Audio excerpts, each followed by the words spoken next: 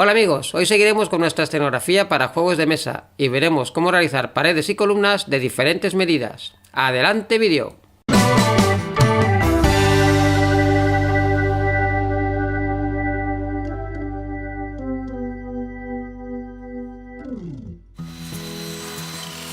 Para empezar corto los trozos de madera que serán las paredes y los cubro con una buena capa de escayola plástica teñida. 4,5 centímetros de alto y de ancho lo que tenga la loseta.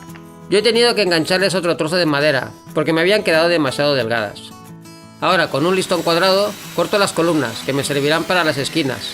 Estas las hago de 5 centímetros ya que no tienen base. Las recubro con escayola y les doy la textura de la misma manera que he hecho con las paredes. Una vez seca, lijo un poco la escayola para igualar las superficies. Comienzo a esculpir las formas de las piedras con un punzón. El hecho de grabarlo en seco hace que tenga unos cantos muy duros y realistas.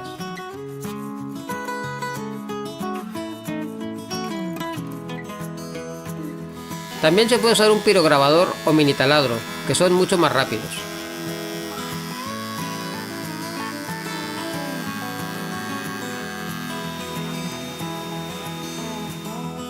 Para las columnas sigo el mismo proceso.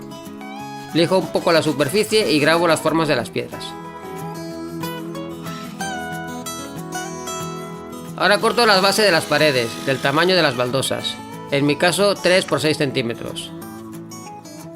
Marco su ubicación bien centradas y las pego con cola blanca. Si la cola rebosa aprovecho para poner serrín y dar mayor textura y sensación de polvo acumulado. Como siempre imprimo en negro, aunque en este caso lo he hecho estilo pincel seco para conservar el tono gris de las grietas.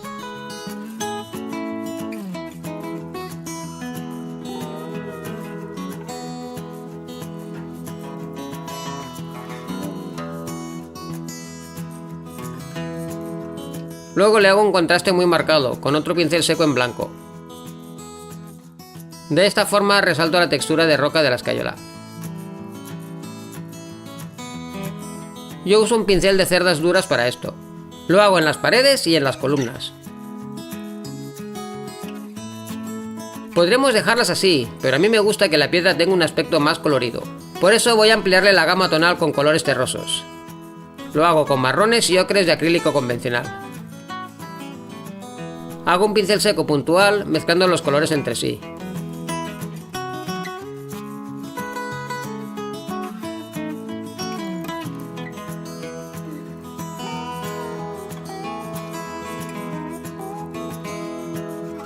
Al final realizo otro pincel seco con tonos ocres y verdes, muy aclarados para igualar un poco el conjunto.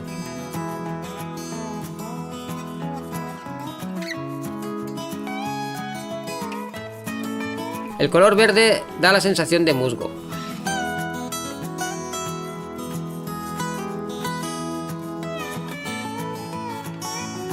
Las columnas las pinto igual.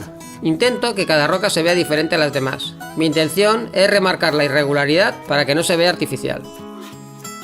Transcurridas 8 horas ya está seco y podemos dar unas aguadas con óleo. Sombra tostado diluido al 80% con White Spirit.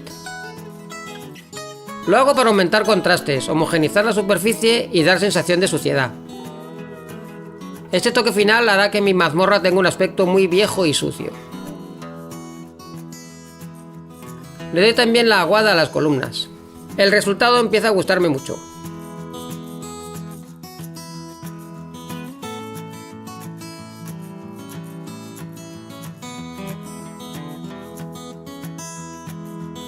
Solo hay que esperar a que sequen y ya tenemos las paredes listas. Igual que con las baldosas he hecho paredes de varias medidas de largo para hacer pasillos largos o habitaciones. Las columnas me sirven para unir las esquinas, donde se juntan las paredes, o también para decorar los finales de pared.